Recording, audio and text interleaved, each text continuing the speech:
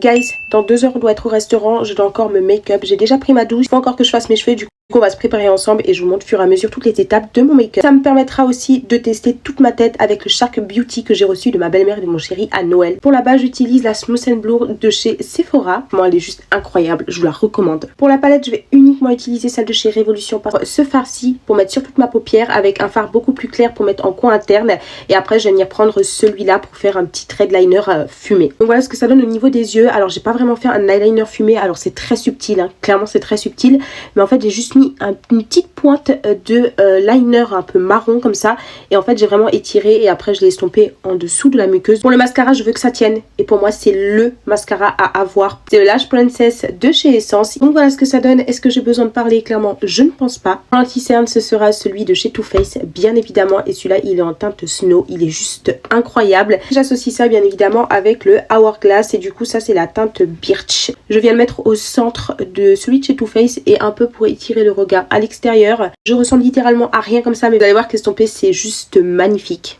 Regardez-moi ce résultat juste incroyable. Je vais bien évidemment utiliser l'astuce de la fixation multiple. Et pour ça, je vais utiliser le spray fixateur de chez Fenty Beauty. Je trouve qu'on n'en parle pas assez. Je vous le recommande. Il est juste génial.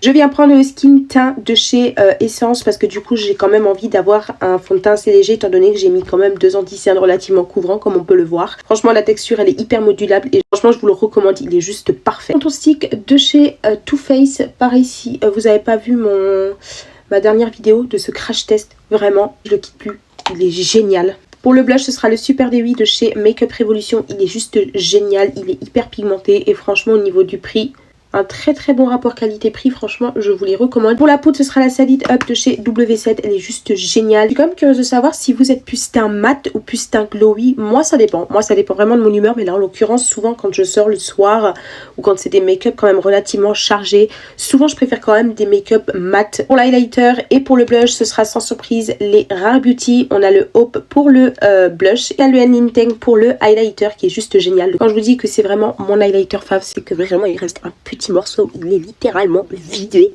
J'ai pas besoin de parler en fait. Regardez-moi ce glow juste incroyable. Pour les sourcils, je vais pas me prendre la tête, je vais simplement venir les remplir avec un crayon de chez NYX. Du coup c'est celui-ci. Pour les lèvres vous me connaissez, ce sera bien évidemment un crayon de chez Essence. Ce sont vraiment mes chouchous du moment. Et là on est sur la teinte Cinnamon Spice. Franchement les Essence ça glisse comme du beurre. Ils sont vraiment pigmentés, ils tiennent hyper longtemps. Et franchement je vous les recommande à 100%. Surtout cette teinte là si vous avez une teinte claire au niveau de la peau. Incroyable. Pour le rouge à lèvres j'ai utilisé le Lifter Glass de chez Maybelline. On est sur la teinte 006 et c'est la Caramel Glow. En fait c'est un marron sans être un marron.